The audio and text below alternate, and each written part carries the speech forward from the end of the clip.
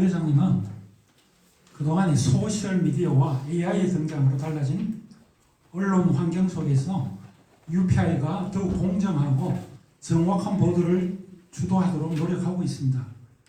김 부회장은 한국과 미국, 이집트와 우크라이나 등을 포함해서 전 세계적으로 청년 봉사와 지도자 교육 프로그램을 32여 년간 진행해 왔습니다. 보편 가치와 원칙을 통해 종교 간의 교류를 증진하고 좋은 가정과 시민의식을 고양하는 활동을 해왔습니다. 참고로 김 부회장은 서울대학교와 연세대학교 경영대학원을 졸업했습니다. 우리 김영준 부회장님을 모시겠습니다. 부회장님 나와주십시오. 박수 한번 주십시오.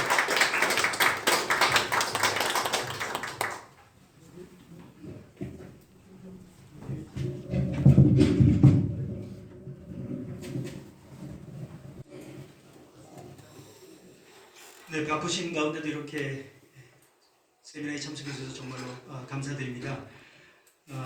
제가 오늘 말씀드릴 내용은 뭐 사업 계획 발표가 아니고 또 대부분 여러분 오신 참석하신 분들께서 또 언론계에 종사하고 계시고 또 어쩌면 유튜브도 직접 운영하고 계신지 모르겠습니다만은 지금 현재 한국뿐만 아니라 전 세계 특히 미국의 그런 언론이 어떻게 보면 자가당착에 빠지고 편향적으로 흐르고 있는 그러한 모순점들이 사실 이번 트럼프를 중심한 그런 대선을 통해서 극명하게 드러났습니다. 그래서 그러한 사실에 대해서 지적을 하고 또 어떻게 하면 우리가 보다 더 공정하고 또 올바른 소식들을 대중들에게 전할 수 있는 하는 측면에서 이 프레젠테이션을 준비했습니다.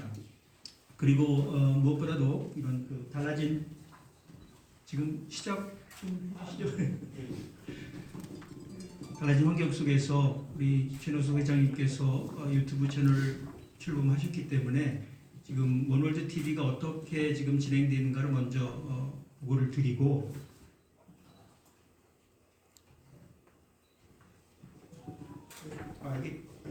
뒤로 가는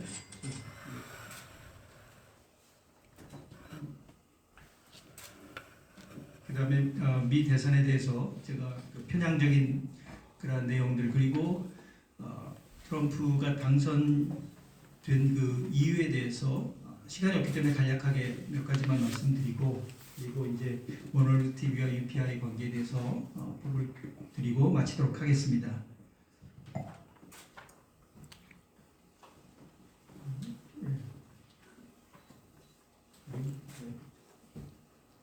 지금 제가 어제 원월드 TV 구독자 수를 조사해 보니까 실제로 그 처음 비디오가 나온 게 2월 달이더라고요. 2월 12일 날. 그러니까 11월 12일 하면 약 9개월 정도 되는 기간입니다. 그 기간 동안에 16,000명을 돌파를 했고 여기 몇 개 이렇게 급격하게 성장하는 그런 그 커브가 보입니다. 지금 또 급격하게 독자 수가 증가하고 있기 때문에 더욱더 발전하리라고 생각이 됩니다.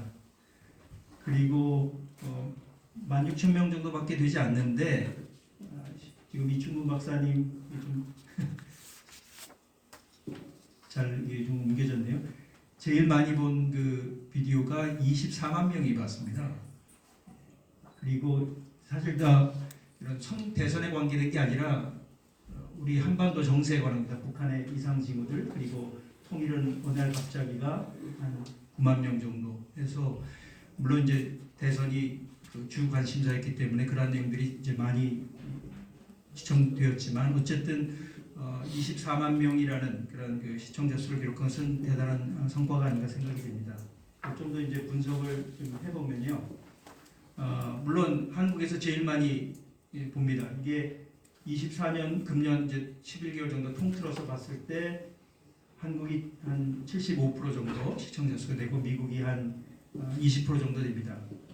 그리고 여기 보시면 좀 깨졌는데 어쨌든 그 전 세계에서 물론 뭐 시청자 수가 많지 않더라도 많은 분들이 이 원월드 TV를 시청하고 계십니다. 아마 교포분들이 대부분이라고 생각이 되는데요.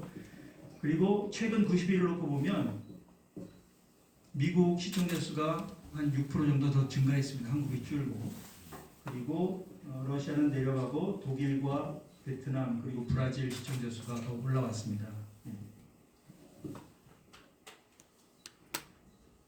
그리고 이게 이제 비교한 겁니다. 얼마나 성장을 했는지. 러시아는 떨어지고 이제 독일 등이 올라갔고요. 그 다음에 도시를 보면 서울하고 부산이 1, 2를 차지하는데 금년도를 봤을 때는 이제 LA가 한 5등 정도 됐는데 그리고 뉴욕이 한 10몇 등 정도 되겠죠. 그리고 대부분 다 미국 도시인데 이제 시드니가 이제 호주 포함되어 있고요. 그 다음에 이제 최근 90일 놓고 봤을 때는 LA가 3등으로 올라왔습니다. 네. 그리고 뉴욕도 7등으로 올라왔고요. 그래서 점점 더 국내뿐만 아니라 해외 시청자 수가 늘어나고 있는 추세라고 볼 수 있겠습니다.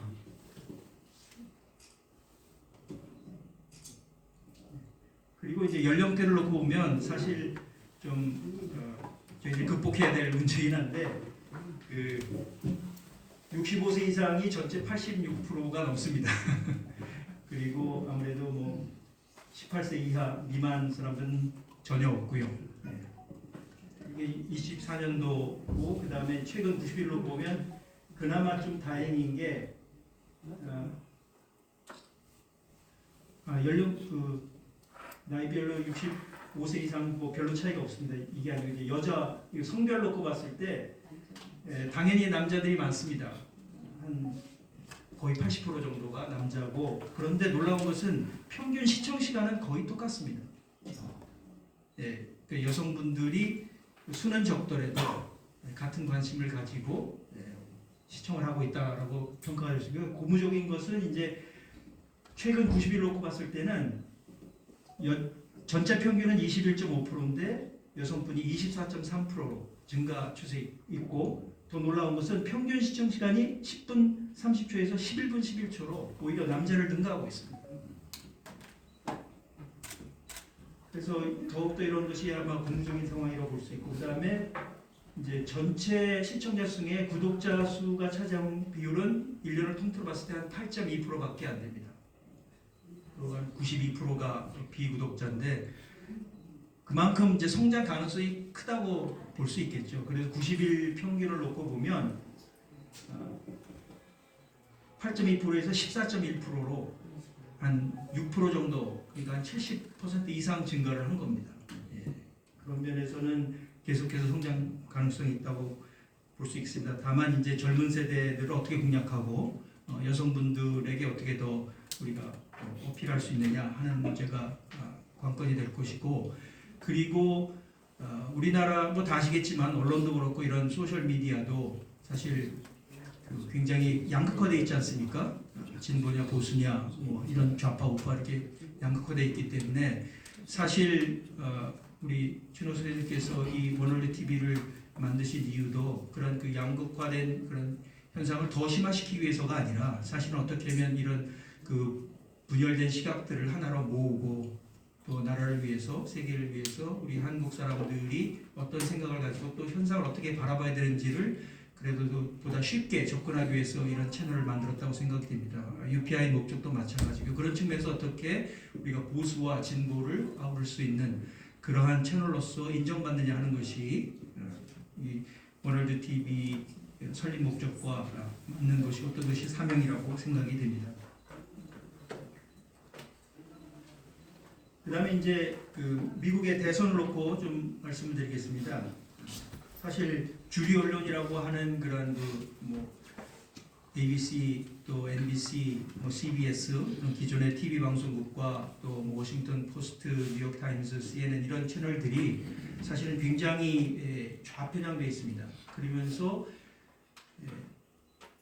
사실은 과거에는 이런 그 주류 언론들이 어떤 기사를 쓰거나 논평을 썼을 때는 상당히 인정을 받았습니다. 전문가들의 어떤 시각들이 반영이 되고 또 현실을 정확히 판단하기 때문에 전 세계에서 그것을 인용하고 또 보도를 했는데 사실은 그들의 성격이 많이 변했습니다. 회사는 뭐 이름은 그대로지만 보도하는 내용들이 사실은 언론이라고 하기에 부끄럽다고 할 정도로 잘못된 그런 단순한 오보가 아니라 거짓 뉴스들을 퍼뜨리는 경우들이 많이 있습니다. 그 한 예로 보면은 2020년입니다. 4월 14일에 어떤 보도가 나왔냐면 그 이제 2020년이면 이제 트럼프가 이제 재선을 위해서 바이든하고 경선하고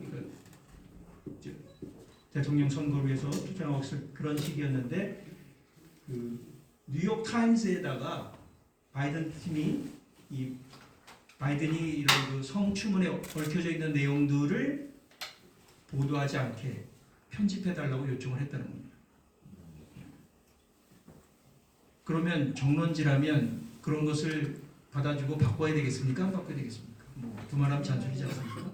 그리고 여기 보면 7월 13일에 같은 해 여기서는 그 트럼프에 대해서 가장 큰 그 비난이 뭐였습니까? 물론 성추문 개인정보도 있지만 미국 사람들을 가장 자극한 것 중에 하나는 러시아가 트럼프가 당선되도록 했다. 러시아의 어떻게 보면 스파인 것처럼 그렇게 보도를 했습니다. 근데 여기서 뭐라고 했냐면 새로운 FBI 그 메모가 뭐라고 나왔냐면 그런 그 러시아하고 그 트럼프가 짜고 했다라는 것이 가짜 뉴스라는 것을 밝히는 그러한 메모가 나왔다는 겁니다. 근데 이런 것들 한국에서 보도가 됐습니까? 메이저 뉴스에서도 잘 보도를 하지 않습니다. 그만큼 편향돼 있다는 얘기고요. 그 다음에 이제 이거는 금년도 3월 달입니다. 그러니까 바이든하고 해리스하고 교체되기 전입니다. 이게 워싱턴 포스트 사설입니다.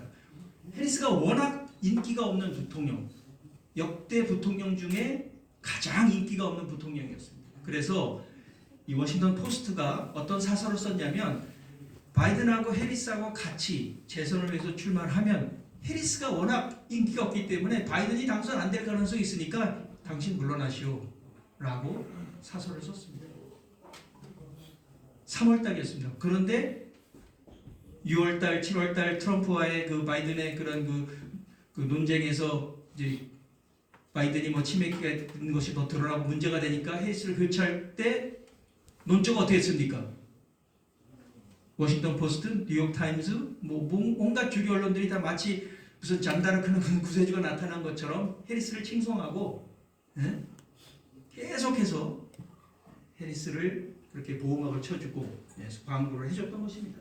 근데 그러니까 해리스가 아마 대선 후보로 나온 게 7월 달인가 그렇죠? 그러면 한 4개월 전만 해도 이렇게 물러나라고 했던 워싱턴 포스트였다는 걸 우리가 알아야 됩니다. 그리고 이제 여론조사 보면 8월 달에 로이터가 이제 비슷비슷하다. 그렇지만 해리스가 조금 앞서는 것처럼 그런 식으로 여론조사들이 다 나왔습니다. CNN도 마찬가지입니다. 여기 보시면 해리스가 48%, 트럼프가 47%. 이게 9월 달이었고 9월 말에. 그리고 이건 뉴욕타임스의 조사인데 10월 8일 날에 카말라가 49%, 트럼프는 46%로 했다가 조금 좀 조정을 해서 비슷비슷하다 이제. 그래서 다들 한국에서 뭐 어떻게 예상을 했습니까? 누가 될지 모른다, 그렇죠? 막상막하다, 아슬아슬하다, 다 그렇게 알고 있었습니다. 그리고 선거 전날입니다. 미국은 뭐 아시겠지만 그 해안가에 있는 주들은 주로 민주당 성향이 강합니다.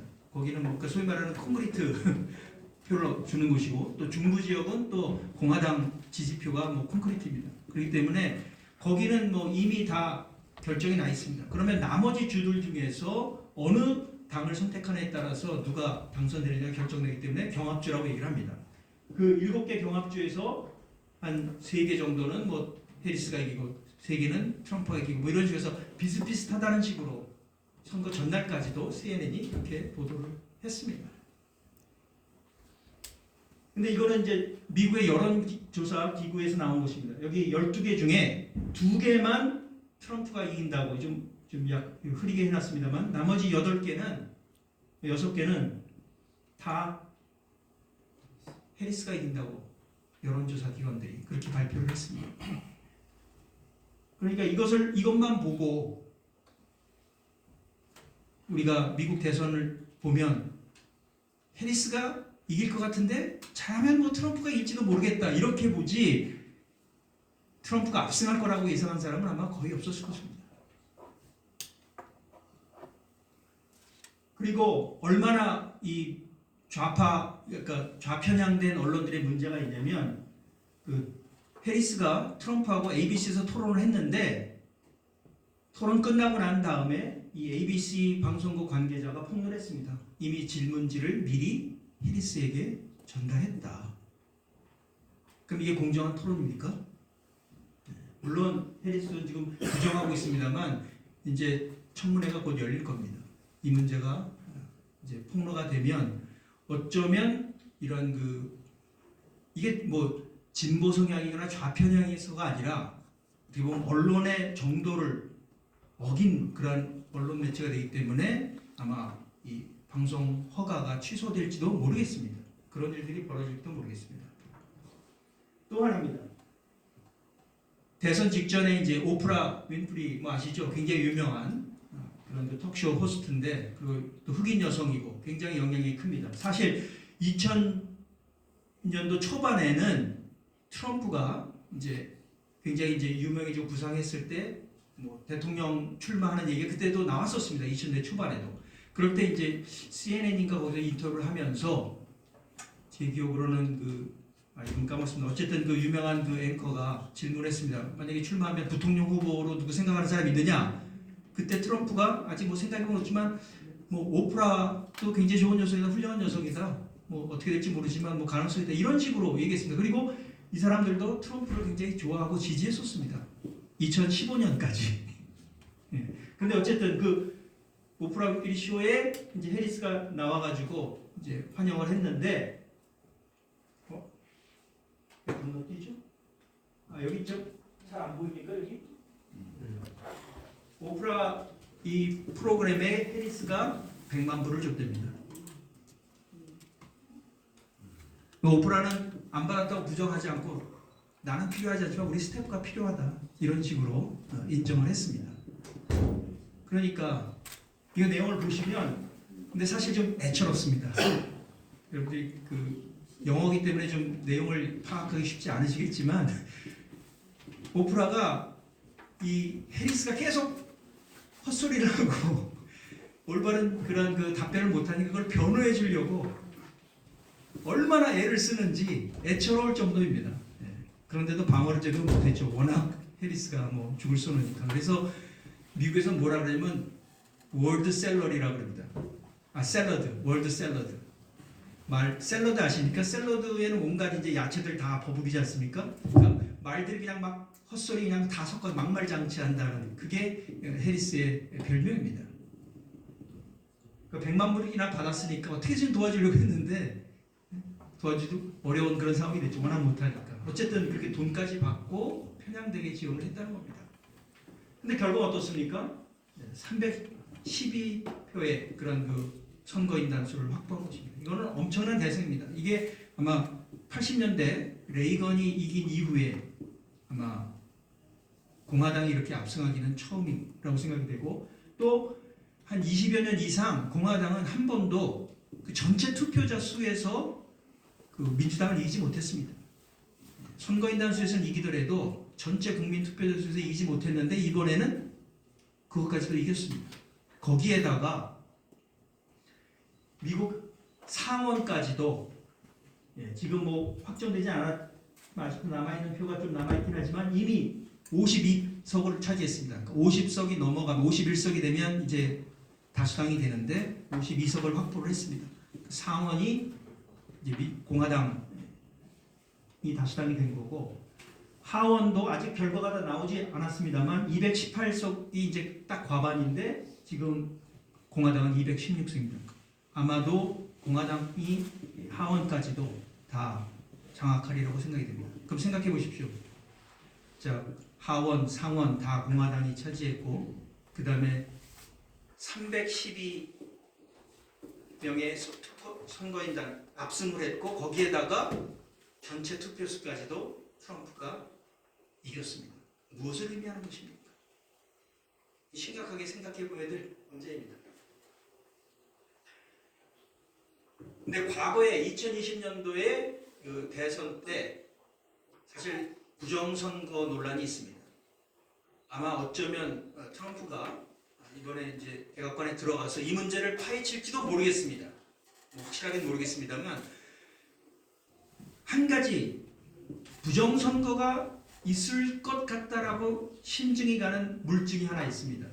그게 뭐냐면 투표 그 전체 미국 국민이 얼마나 해리스를 지지했느냐 하는 그 투표인단 수입니다. 가장 그 민주당 후보 중에서 인기가 많았던 대통령 후보가 오바마입니다. 오바마도 8천만 표를 넘지 못했습니다. 7천 몇백만 표를 받고 대통령이 됐습니다. 그런데 바이든은 2020년도 트럼프와 경쟁하면서 8천만 표를 넘게 받았습니다. 인기도나 어떤 지지도를 놓고 봤을 때 바이든은 오바마에 미치지 못합니다. 그런데도 불구하고 오바마보다 표를 더 많이 받았습니다. 그것만 해도 좀 미심쩍은데 이번에 해리스가 얼마를 받았냐면 그 바이든 치매에 있다 그래서 바이든이 당선되지 못하고 하니까 바이든 대신 나가면 이길 거라고 더 잘할 거라고 이제 뽑아준 해리스는 한 1,000만 표 이상 더 못 받았습니다. 바이든보다. 그렇게 나왔습니다. 그러면 도대체 바이든을 찍어줬던 그 1,000만 표는 어디로 다 날아갔냐 이겁니다. 그러니까 미국 그런 그 언론에서 특히 이제 자유 언론 쪽에서 이것을 의문을 제기하고 있습니다. 뭔가 수상하다. 냄새가 난다. 확실한 증거는 없지만 그냥 나타난 결과를 놓고 봤을 때 그만큼 2020년대도 조작됐을 가능성이 높다고 봅니다. 그래서 공화당 측에서 그 교훈을 얻고 지금 부정선거를 대비해서 10만 명의 선거 감시단을 조직해서 각 선거구에서 그런 부정선거가 일어나지 않도록 그렇게 노력을 했습니다. 그런데도 불구하고 부정선거해서 시도했던 것들이 포착이 된 게 있습니다. 2020년도에는 제가 어떤 주인지 정확히 기억을 못하는데 CC카메라에 그 선거인단 그 여자 직원이 갑자기 이 책상 밑에서 큰 가방을 꺼냅니다. 그 안에 표들이 다 들어있는 겁니다. 그거를 그 개표기에다가 더 얹어가지고 추가하는 그런 영상이 잡혔습니다. 2020년도에. 그리고 금년에는 큰 트럭에 몇 대가 이제 그 투표소에 와가지고 밤에 그 건장한 청년들이 젊은 남자들이 그런 박스를 뭐가 들었는지 모르지만 짐작은 가죠. 그걸 갖고 그 개표소로 들어가려고 하는 것을 저지했습니다.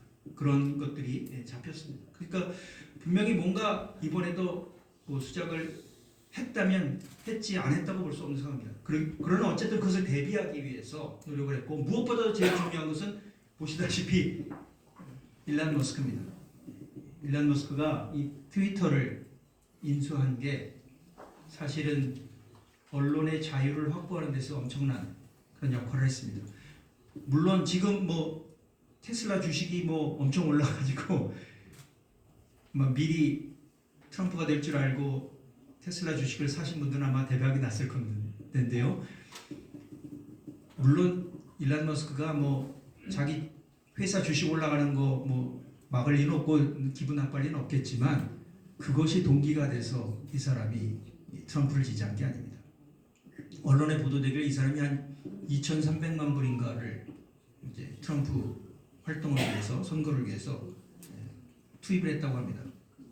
작은 돈 아니죠? 2,300만 불이. 근데 이게 이 사람 재산의 0.3%입니다. 3%도 아니에요.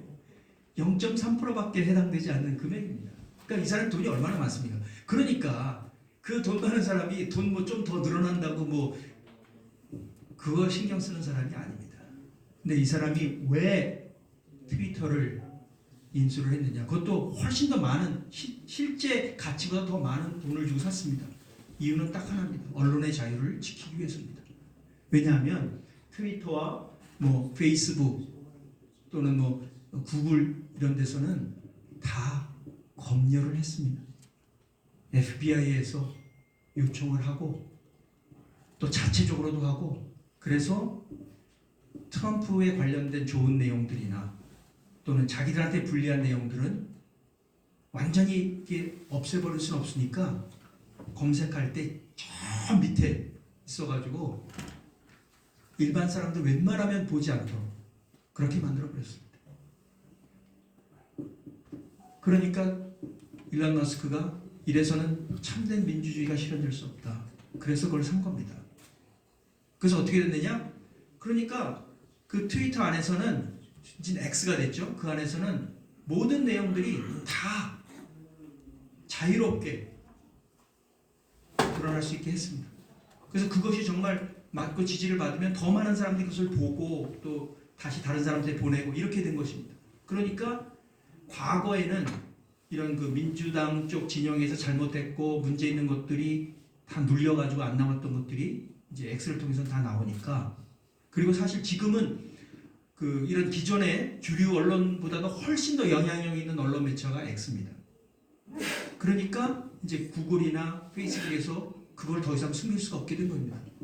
왜냐하면 여기서 이미 다 나오고 있는데 자기들이 숨기면 자기들이 검열하고 있다는 티가 나잖아요.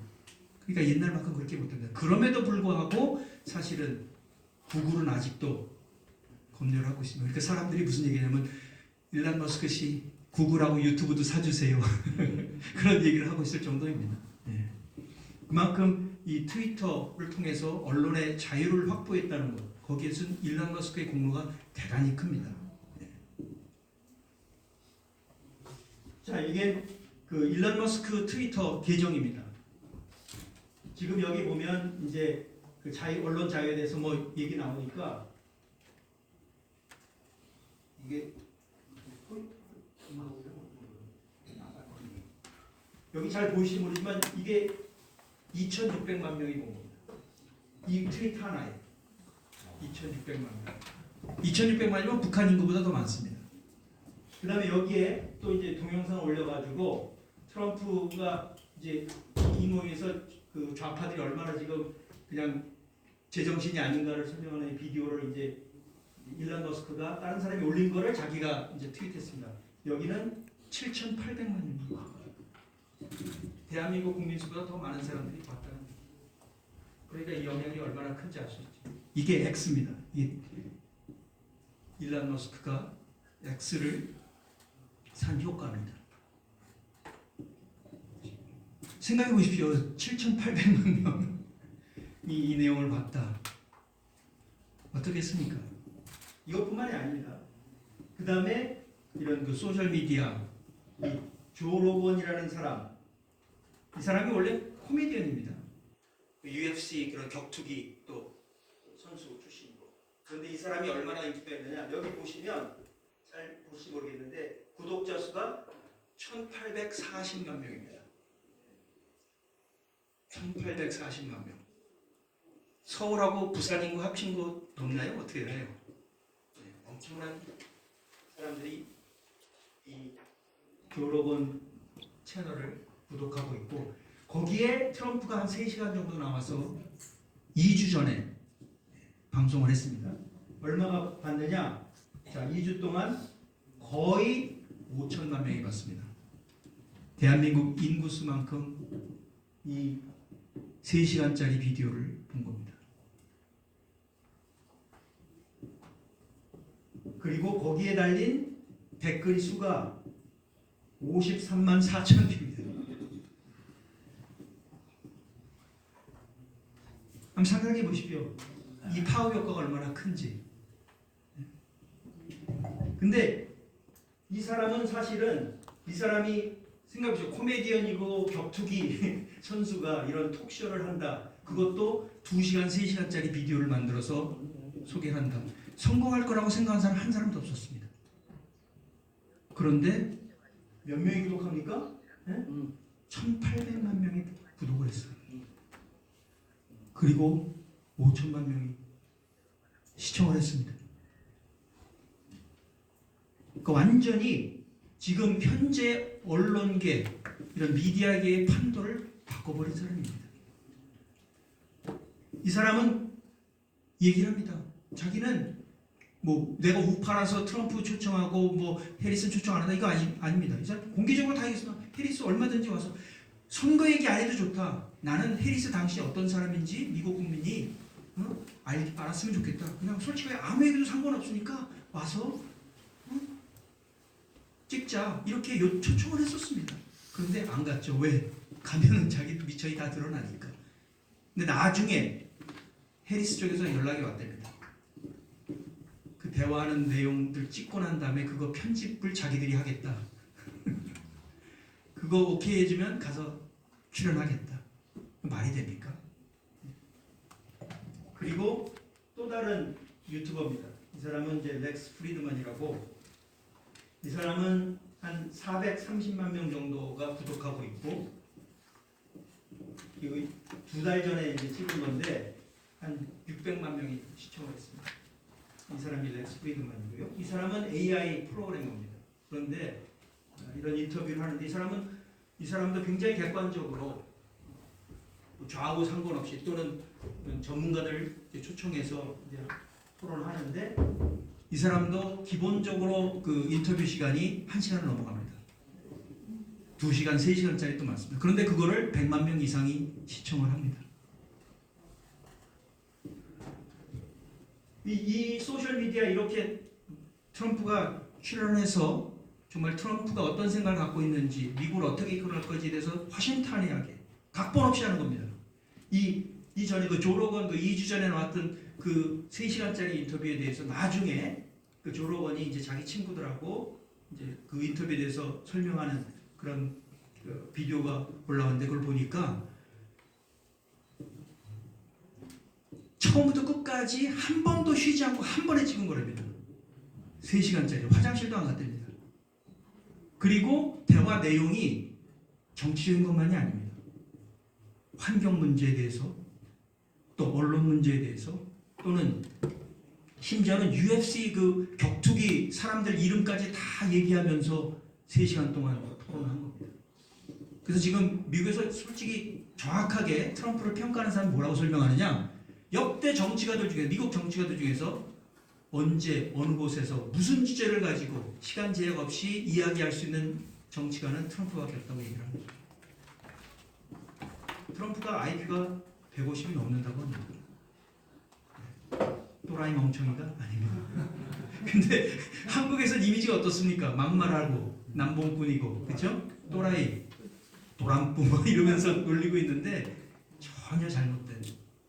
근데 그렇게 잘못된 이미지를 대중이 갖도록 누가 했습니까? 언론이 한 겁니다.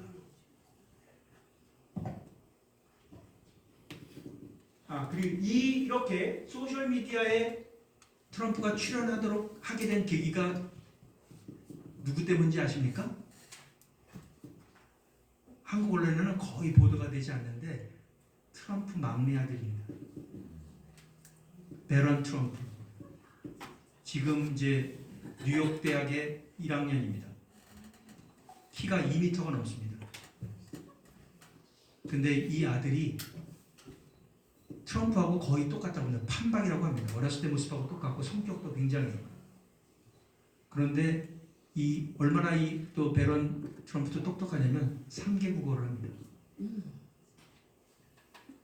뉴욕 대학도 미국의 아이비리그 축에 속할 굉장히 좋은 대학이고 평가받는데, 어쨌든 그런 그 베런 트럼프가 아버지 요새 젊은 애들은 이런 거에 나와서 이런 거 많이 보니까 아빠도 여기 나가세요 해가지고 트럼프가 거기 나간 겁니다.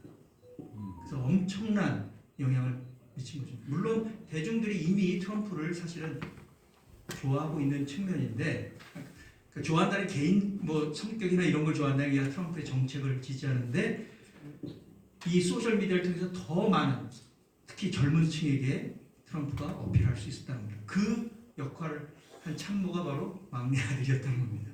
왜냐하면 자기가 그렇게 지금 소셜 미디어 통해서 소통을 하니까 젊은이들한테 가려면 이렇게 된다. 그러니까 트럼프가 아들이라서 그 말을 들은 적도 있겠지만 트럼프는 귀를 항상 열어놓고 있는 사람입니다.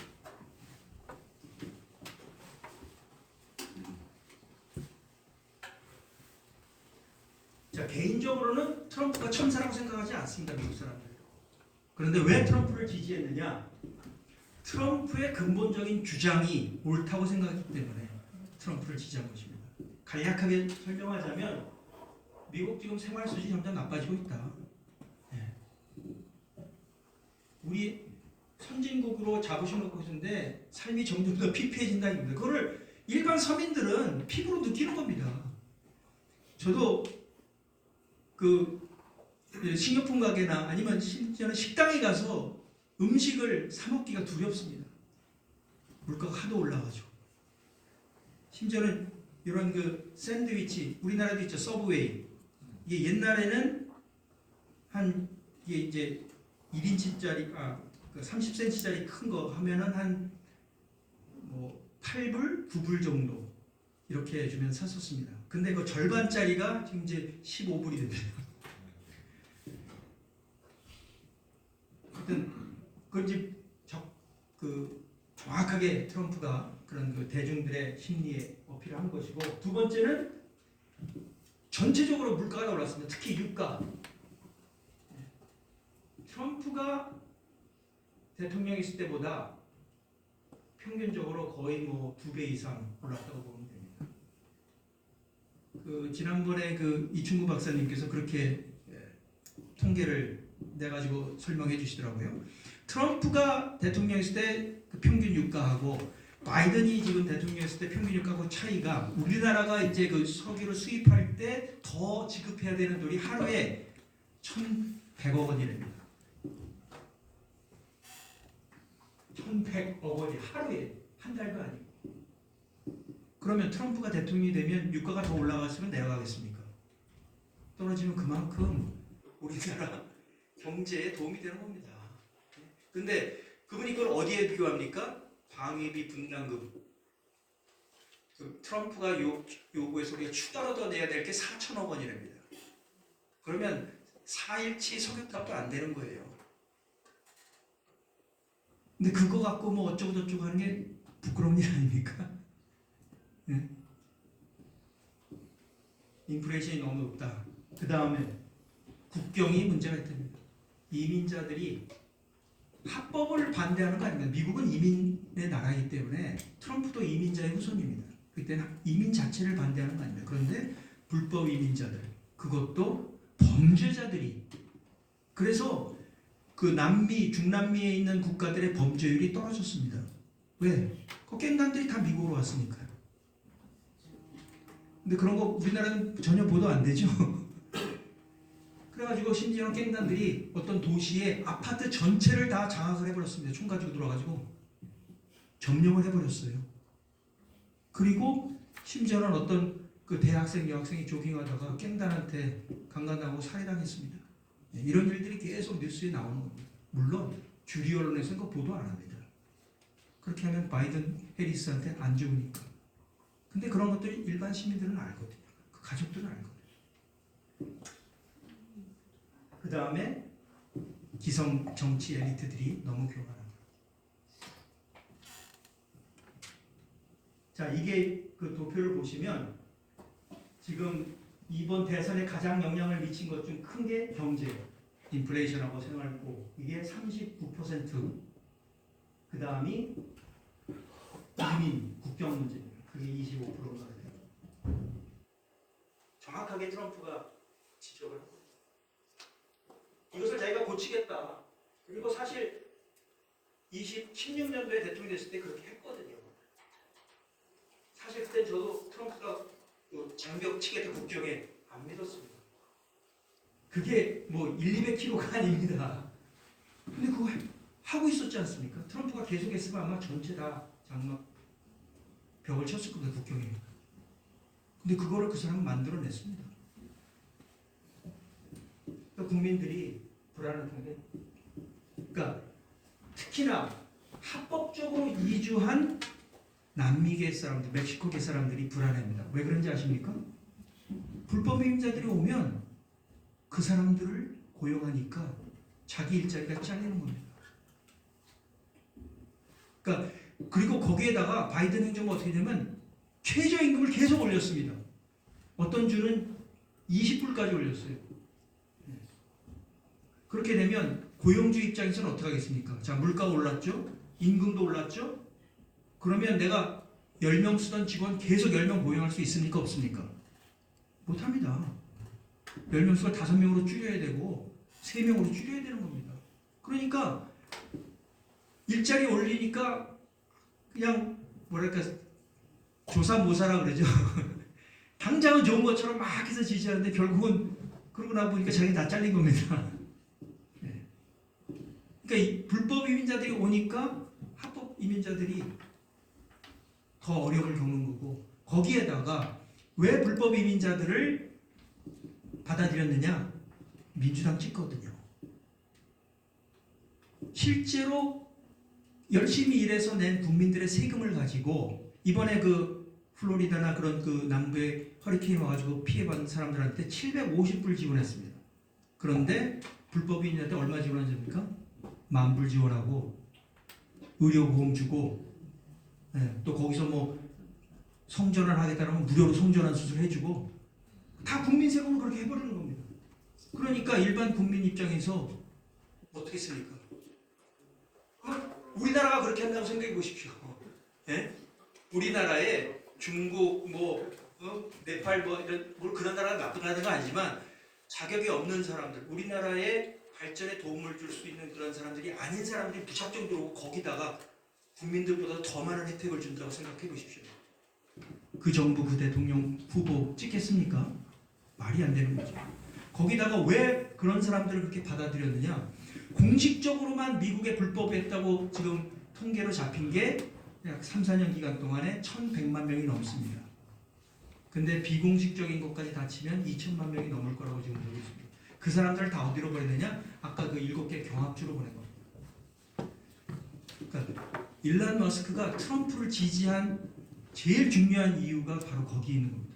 이 사람이 뭐라고 얘기를 하냐면, 이 경합주에서 계속해서 공화당을 찍지 않고 민주당 찍는 주로 바꿔줘 버리면 앞으로 공화당 후보가 대통령 될 수 있는 가능성은 0%가 된다는 겁니다. 그렇게 되면 이건 민주주의가 아닌 거죠. 일당 독재가 된다는 겁니다. 그렇기 때문에 이것을 막아야 되기 때문에, 그래서 이 사람이 트럼프를 지지하고 그 점을 그 트럼프 지지 유세하면서 계속 강조를 했던 겁니다. 그러면서 이런 톡쇼에 조 로건 쇼, 아까 거기 수천만 명 그 구독자 있는 거기에도 여러 번 나갔습니다. 그래서 뭐라고 얘기하냐면, 지금은 캘리포니아가 사실은 그 선거인단 수가 55명에서 54명으로 한 명이 줄었습니다. 몇백만 명, 몇십만 명이 떠났기 때문에. 그러니까 그 공화당, 그러니까 민주당의 그 정책, 아주 말도 안 되는 정책을 가지고 이런 불법 이민자들 막 도와주고, 지금 뭐 샌프란시스코는 난립니다. 마약 때문에. 그렇게 만들었기 때문에 사람들이 또 세금도, 기업에 대해서 세금을 엄청 올리고, 또 최저임금 막 올리니까 사업하기가 어려워지니까 많은 사람들이 떠났습니다. 일론 머스크도 떠나서 텍사스로 가고 뭐 다 그러고 있거든요.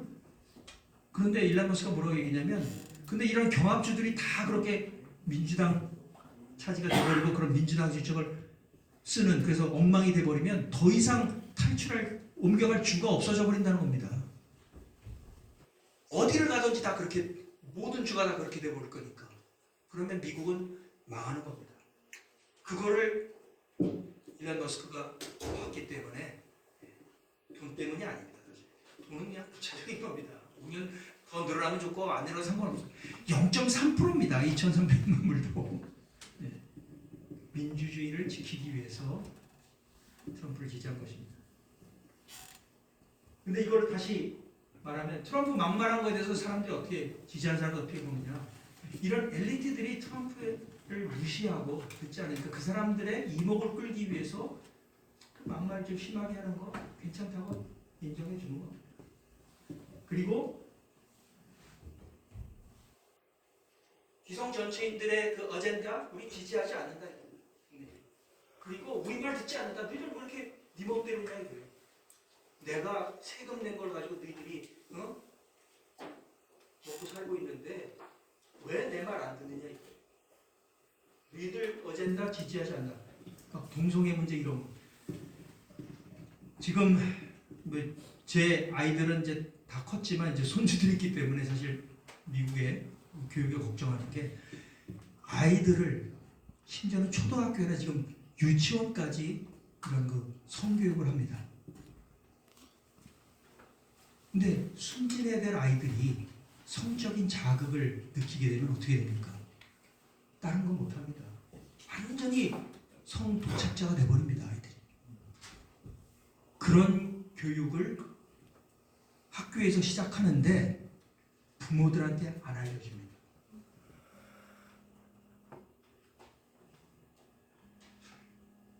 일론 머스크가 민주당을 탈당하고 공화당을 지지한 이유 중에 하나가 그겁니다. 자기 아들도 성전환 수술하고 완전히 부자 관계가 끊겨버렸습니다. 거기에 엄청난 충격을 받아서 이런 민주당의 이런 과격하게 급진적인 그런 진보 정책 가지고는 안 된다. 가정이 파괴된다 해서 또 트럼프를 지지하는 겁니다. 그런 교육들을 점점 더 지금 해나가고 있습니다. 그래서 심지어는 초등학교 때 드래그 퀸이라고 하지 않습니까? 왜 저 우리나라 매년마다 퍼레이드 하죠. LGBTQ 뭐 그런 거. 그때 막 이상하게 분장한 그런 사람들이 초등학교 와가지고 아이들 앞에서 춤추고 막 그걸 합니다. 그리고 아이들 껴안고 거기서 책을 읽어줍니다. 그런 거를 학교에서 하고 있어요 지금 미국이. 그러니까 대부분의 그래도 좀 신앙이 있고 정상적인 그런 미국 시민들은 이거 원하지 않거든요. 그러니까 난 너희들 아젠다 지지하지 않는다. 그리고 왜 우리 말 듣지 않느냐 이거. 그러니까 트럼프를 지지한 겁니다. 그리고 그 다음에 국민들을 쓰레기로 2016년도 힐러리 때부터 트럼프 지지하는 사람들을 바보나 멍청이 쓰레기로 지금 매도해서 이야기하니까 그래? 그럼 쓰레기가 어떤지 맛을 보이다. 이것은 이번 24년 그 대선은 정말 혁명적인 대선입니다. 시민들이 들고 일어난 것입니다. 더 이상 이런 기성 정치인들, 교만한 엘리트들의 노름에 우리가 희생당하지 않겠다.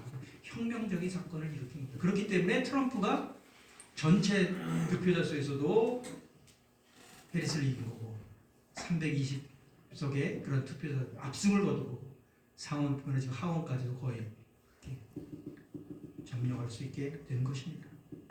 그래서 결국 국민들 입장에서는 우리 챔피언이다 트럼프는. 이런 기성 정치인들의 잘못된 그런 그 어젠다나 시스템을 완전히 개혁할 수 있는 우리의 챔피언이다 라는 측면에서 트럼프를 지지한 겁니다. 왜? 트럼프가 이런 문제를 지적하고 개혁하겠다고 하고 그런 그 경력이 있었을 뿐만 아니라 트럼프는 기성 정치인이 아닙니다. 그렇죠? 이 사람은 정치적 백그라운드가 아무 없기 때문에. 그리고 정치인들은 사실은 자기 정치 자금을 확보하기 위해서 많은 후원가들의 이권을 위해서 뭔가를 해주지 않으면 안 됩니다. 발목이 잡혀 있으면. 근데 트럼프는 그러기에 전혀 발목이 잡혀 있지 않습니다. 자기 돈으로 뭐 얼마든지 할 수 있고. 그리고 사실 이번 해리스가 선거하면서 모금한 돈이 $1 빌리언입니다. 그런데 지금 적자입니다. 그러니까 사람들이 뭐라고 얘기를 하냐?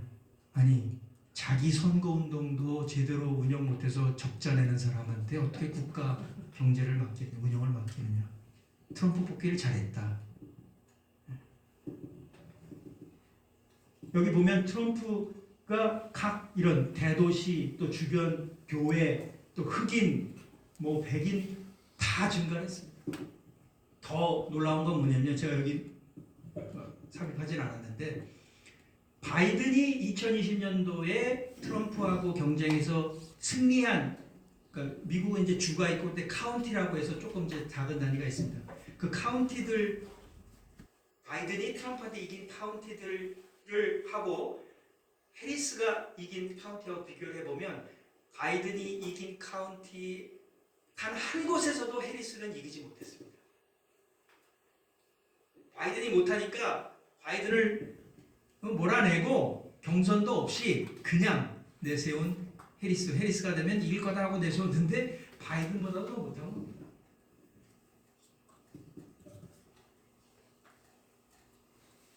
한국 언론에 대해서 딱 하나만, 지금 이제 우리나라 방위 문제가 크기 때문에 저도 처음에 미국에서 그 트럼프가 직접 뭐라고 말했는지 보지 않고 한국 언론을 제일 먼저 봤습니다. 머니머신에서 무슨 현금 인출기 얘기 나와가지고 저도 이런 개 XX하고 트럼프를 욕했습니다. 그런데 실제로 트럼프가 무슨 얘기를 했냐고 들어보니까 전혀 다른 얘기였습니다. 조선일보 여기 뭐라고 돼 있습니까? 여기 현금 자동 지급기. 마치 트럼프가 우리나라는 그냥 자기가 돈 뺏을 수 있는 그런 기계로 현금 기계로 생각한다는 식으로 이렇게 써놨지 않습니까? 심지어 조선일보입니다. 그런데 그런 뜻을 말한 게 아닙니다. 트럼프가 뭐라고 했냐면 한국은 경제력이 강하다 입니다. 돈을 잘 번다. 돈 많으니까 방위비 조금 지급해도 더 지급해도 문제가 되지 않는다. 그렇게 얘기한 거예요. 그거하고 현금 지급기하고 똑같은 얘기입니까? 전혀 뉘앙스가 다르죠. 네. 한국은 돈을 잘 번다. 경제력이 강하다. 과거에는 6.25라고 했을 때는 정말 최빈국 아니었습니까? 근데 사실은 누가 그 도와준 겁니까? 미국이 도와준 겁니다. 만약에 한국이 그런 상황에서 북한하고 대치하고 있는데 군대 만들고 군비하는데 우리 국력을 썼다면 한국이 이렇게 경제 발전할 수 없었습니다. 그렇죠? 그거 우리 돈 한 푼 안 들이고 한 푼 안 든 건 아니지만 미국이 방해해 주니까 국방 신경 안 쓰고 경제에 투자해서 우리가 이렇게 성장할 수 있었던 거 아닙니까? 다 미국 덕분입니다. 근데 어쨌거나 한국이 이렇게 이제 선진국이 됐으니까 이제 부담해야 될 거 부담해라 그 뜻입니다. 그런데 한국은 이렇게 한국 언론조차도 왜곡되게 보도를 하고 있다는 것입니다. 그냥 한 예만 들은 겁니다. 그러니까 더 이상 이런 그 왜곡된 주류 언론, 편향된 주류 언론만 맹신하고 그러한 것을 보도해서는 안 되겠습니다. 정말 안타까운 것은 언론인으로서 저도 정말 안타까운 것은 심지어는 특파원들까지도 그러고 있습니다. 현장에 가 있는 사람들 왜 특파원을 그 비싼 돈을 들여가면서 그 사람들 주재비 대주고 취재비 대주면서 특파원을 보냅니까? 한국에서 우리나라에서 접할 수 없는 내용들을 그 나라에 가서 생생한 뉴스를 정확하게 파악해서 한국에 보도하라고 보낸 거 아닙니까? 근데 그 사람들이 다 이용하는 매체가 어디입니까? 뉴욕타임스, 워싱턴 포스트, CNN입니다. 그런데 CNN은 하도 이렇게 편향되고 하니까 심지어 CNN의 구독자 수가 90%가 줄었습니다. 과거에 비해서. 팍스뉴스가 훨씬 더 시청자 수가 많습니다. 그런데도 불구하고 우리나라에서는 팍스뉴스 인용합니까? 전 거의 못 봤습니다. 심지어 특파원들까지도 워싱턴 포스트 인용하고 뉴욕타임스 인용합니다. 전혀 미국의 현실을 제대로 파악하고 있지 않다는 겁니다. 그런 측면에서 한국 언론도 정말 반성을 해야 되고 또 더 정확한 그런 보도를 할 수 있는 역할들을 이제 대한매체라고 할 수 있는 소셜미디어 여러분들께서 해주셔야 됩니다. 미국은 이미 판세가 바뀌었습니다. 제가 아까 보여드리지 않습니까? 조 로건이 수천만 명이 구독을 하고 있고 그 3시간짜리입니다. 트럼프와의 인터뷰를 5천만 명이 봤습니다. 그 파괴력, 영향력은 뉴욕타임즈, 워싱턴 포스트 합친 거 비교가 안 됩니다. 그럼 여러분들께서도 이런 그 객관적이고 공정한 정보들을 정확하게 파악을 하시고 받으시고 전달할 수 있어야 됩니다. 그래서 정말 책임지는 자유 언론이 되어야 되겠습니다. 그래서 제가 볼 때 자유 언론이라고 한다면 우리의 정신을 올바로 키울 수 있고 또 좋은 그런 아이디어들을 서로 교환할 수 있고 또 획일화된 이런 편향된 이데올로기에 대항할 수 있고 또 사람들의 창조성을 자극하고 또 독재국가가 아니라 자유민주주의 국가의 원칙과 가치를 고양하고 강화시킬 수 있는 그런 언론이 책임있는 자유 언론이라고 생각을 합니다. 그렇기 때문에 지켜야 할 원칙들이 여러 가지 있지만 보도를 해야 되니까 한 달 전 뉴스, 1년 전 뉴스를 보도할 수는 없지 않습니까? 당연히 시의성을 가지고 해야 되고 그리고 정확해야 되고 또 공공의 이익을 대변할 수 있는 공정성을 확보해야 되고 그런 여러 가지 기본적인 언론의 원칙을 지켜야 된다고 생각합니다. 더구나 이런 소셜미디어 등장 속에 AI까지 등장한 환경 속에서 어떻게 대처할 것인가. 제가 AI 이제 챗GPT를 몇 번 이제 테스트를 해봤습니다. 물론 이런 번역하고 또 알고 있는 내용들, 정확한 내용들을 뭐 잘 설명해주고 책 요약하고 이런 건 정확하게 잘 합니다. 그런데 어떤 역사적인 사실이나 또는 많은 오보들이 있는 내용들에 질문하면 똑같이 잘못된 정보를 챗GPT가 제공을 합니다. 그래서 제가 지적을 해가지고 이거 틀리고 이게 맞지 않느냐 하면은 그래서 네, 당신이 맞습니다. 그러니까 이 챗GPT나 AI가 신이 아닙니다. 그렇죠? 물론 뛰어난 능력이 있지만 그것을 어떻게 이용하느냐 또 그것을 악용하는 사람도 분명히 있습니다. 이런 혼란한 환경 속에서 어떤 것이 정확한 데이터고 소식인지를 검증할 수 있어야 되겠습니다. 물론 빨리빨리 이제 정확한 정보를 알려야 되겠다서 빨리빨리 알려고 하다 보면 이런 그 검증이 뒤따르지 못하는 경우가 있는데 그것은 여러분들의 양심에 맞춰서 올바른 판단을 내려야 될 것 같습니다. 바로 전달하는 시의성이 더 중요하냐 아니면 검증된 진실을 전달하는 게 더 중요한 것이냐. 그리고 그러한 검증된 정확한 진실을 보도하는 매체가 있다고 한다면 그 매체를 인용할 때 우리는 신뢰할 수 있지 않겠습니까?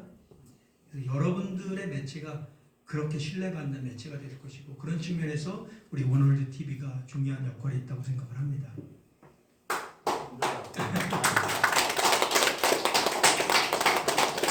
자, 그러면 이제 결론적인 부분입니다. UP와의 협업에 대해서 간단히 말씀드리겠습니다. 여기 보시면 이게 제 파워포인트가 아니고 다른 컴퓨터라서 이게 좀 박스가 바뀌었는데 여기 이 축이 뭐냐면요. 뉴스의 가치와 신뢰성입니다. 여기가 중립에 올라갈수록 가치가 높고 내려갈수록 가치가 낮습니다. 그리고 여기가 이제 얼마나 편향되어 있느냐. 이게 우편향, 좌편향 나타내는 척도입니다.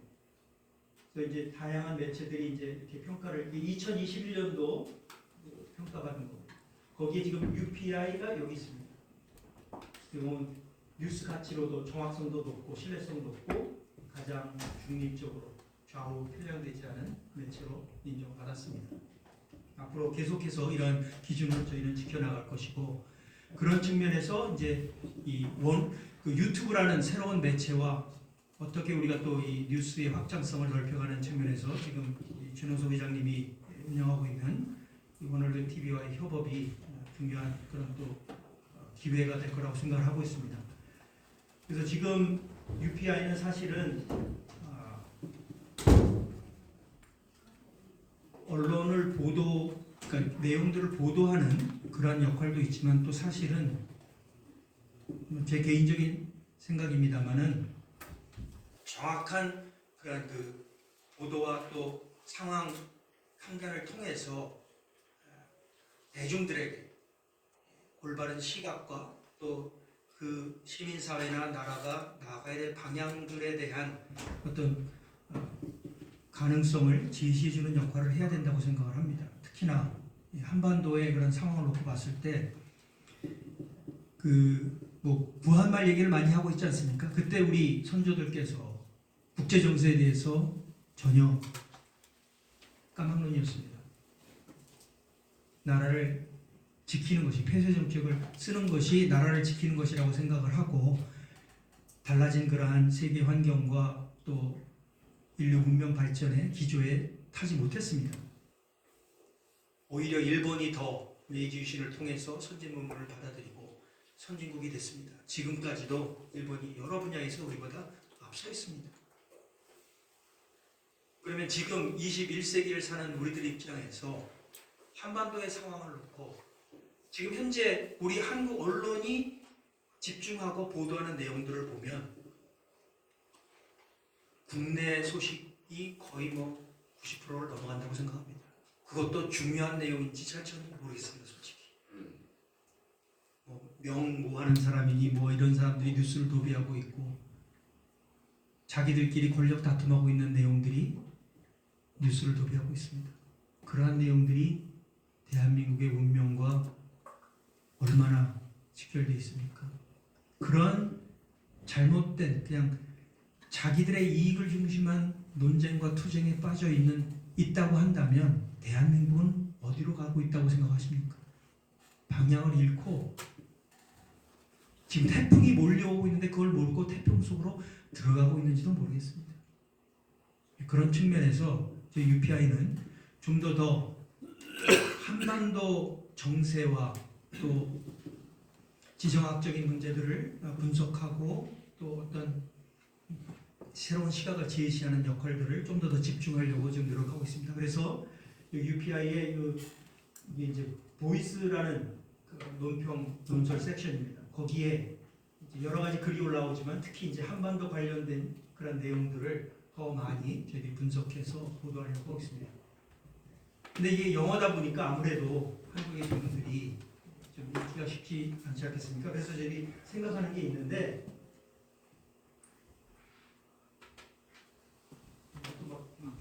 이미 이 백모라는 박성현 씨가 이 UPI에서 나온 그 사설을 이 데이빗 백스웰이라는 분이 쓴 것입니다. 한반도 어떤 정책에 대해서 쓴 그 논평을 번역하고 소개하고 자기 나름대로의 어떤 시각을 설명하는 그러한 그 비디오를 하나 업로드를 했더라고요. 한 2주 전인가요? 정확히 모르겠습니다. 예, 12일 전에 올렸습니다. 사실은 이것을 이제 UPI와 호널드 TV가 협업을 해서 물론 다양하게 또 많은 내용들을 이제 한국 우리 국민들에게 전달하려고 하지만 UPI가 그 어떻게 보면 아주 따끈따끈하고 또 굉장히 그 특종적인 그런 그 뉴스 내용들, 논평들에 대한 것들을 우리 워널드 TV를 통해서 애들이 번역해서 또 논평과 더불어서 우리 한국 국민들에게 시민들에게 소개하는 그런 프로그램을 통해서 앞으로 계속해서 더 이런 유튜브 채널을 통해서도 보다 더 객관적이고 또 시사적이고 또 국제적인 그러한 내용들이 한국 국민들에게 또는 교포들에게 전달될 수 있도록 하는 그러한 협업들을 계속해서 해나가고 또 다양한 프로그램들을 전개하려고 생각하고 있습니다. 그래서 저도 개인적으로 한국에 계시는 그런 언론인이라든지 학자분들이라든지 또는 정치가 경제가들 또는 젊은 청년 지도자들 분들을 초청해서 그분들의 그런 생각과 또 철학과 또 하고 있는 일들에 대한 것들 또 전문적인 내용을 할지라도 좀 더 쉽게 대중들에게 설명할 수 있는 그런 인터뷰 프로그램들도 워널드 TV 채널을 통해서 마련해 나가려고 생각을 하고 있습니다. 그래서 사실 내일 어떻게 될지는 모르겠습니다. 제가 이번 그 트럼프 재선과 또 앞으로 그 트럼프의 그런 대회, 특히 한반도 정책이 어떻게 될 것인가에 대해서 좀 분석한 내용들을 좀 비디오를 찍고 해서 워널드 TV를 통해서 소개하려고 지금 준비를 하고 있습니다. 그런 내용들을 통해서 좀 더 정확하게 객관적으로 트럼프가 어떤 사람인지 또 트럼프하고 일하는 사람들이 어떤 사람들이고 또 트럼프의 어떤 철학이 그러면 한반도의 그런 정책에 영향을 미치지 단지 하는 말이 아니에요. 그냥 툭툭 던지는 말을 놓고만 보면 트럼프 완전히 깡패고 한반도에 전혀 우리나라에 도움이 되지 않는 사람처럼 들립니다. 그렇죠? 그렇지 않습니까? 여러분들 다 알고 계시는지 모르겠습니다만 대중적으로 아마 그런 이미지인 것 같습니다. 그래서 심지어는 뭐 트럼프보다는 차라리 해리스가 당선돼야지 한반도에 우리나라에 더 좋다고 얘기하는 소위 말하는 전문가들도 있는 거 저 봤습니다. 그런데 사실 그렇지 않습니다. 그래서 그런 그 미국의 어떤 지도자들이나 상황들이 한국에서 이렇게 왜곡돼서 알려진 내용들이 아니라 실제 뭐 저도 뭐 100% 객관적일 수는 없겠습니다만 최대한 정확하게 전달해서 또 여러분들께서 그런 걸 잘 또 활용해서 퍼담아서 더 많은 사람들에게 알려줄 수 있도록 그렇게 하면 좋지 않을까 생각됩니다. 그래서 결론적으로 이미 미국에서는 아까도 제가 말씀드렸습니다만 이번 대선을 통해서 시민혁명이 일어난 겁니다. 더 이상 이런 그 돈 많고 교만하고 자기들이 잘났다고 하고 자기들의 그런 그 현실과 맞지 않는 그런 이데올로기적인 아젠다를 가지고 미국을 이끄는 사람들에 대해서 미국 시민 대중들이 엿먹어라. 쉽게 미국 말로 하면 이제 가운데 손가락을 폈다 이렇게 얘기를 합니다. 그런 아주 혁명적인 사건입니다. 그러니까 좌파적인 그런 진보적인 정책을 계속 심하게 나가다 보니까 많은 사람들이 소위 깨어난 겁니다. 그러면 한국은 어떤가 놓고 봤을 때 제가 틀릴 수도 있겠습니다. 제가 본 입장에서는 아직도 한국은 갈 길이 좀 더 멀다고 생각이 됩니다. 그래서 어떻게 해서든지 우리 양심 있고 정말 대한민국을 사랑하고 또 한국의 미래를 염려하는 그런 훌륭한 우리 국민들, 시민들을 일깨우는 역할들을 언론이 해야 되고 기존 어떤 주류 매체들이 못한다고 한다면 대한 매체들 통해서라도 그것을 해야 된다고 생각합니다. 이미 미국에서는 판도가 바뀌었습니다. 트위터 X하고 이런 유튜브 채널들이 언론을 주도하고 있습니다. 그래서 정말 시민들이 원하는 지도자들이 나올 수 있고 또 그런 사람들이 선출이 되고 또 그런 사람들이 정말 국익을 위해서 나라를 이끌어갈 수 있고 그래서 정말 다가오는 그런 통일의 시대에 한국을 정말 세계 선진국가로 더 고양시킬 수 있는 그런 지도자들을 우리가 만들어내야 되지 않을까 생각이 되고 또 그냥 단순히 통일했다는 것으로 우리가 선진국이 될 수 있는 것이 아니라 우리 국민의 어떤 지적 또 생활 수준, 도덕 기준 모든 것들이 다 고양이 되어야 된다고 생각이 됩니다. 문화 수준도 마찬가지로 그런 측면에서 그런 퇴폐적이고 또 아주 편협한 그러한 그 문화나 사상들이나 이런 내용들을 홍보하고 퍼뜨리는 것이 아니라 정말 올바른 그런 정말 선과 진리와 미와 의를 전파하고 그래서 정말 사람들의 그런 그 양심과 본심이 기뻐할 수 있는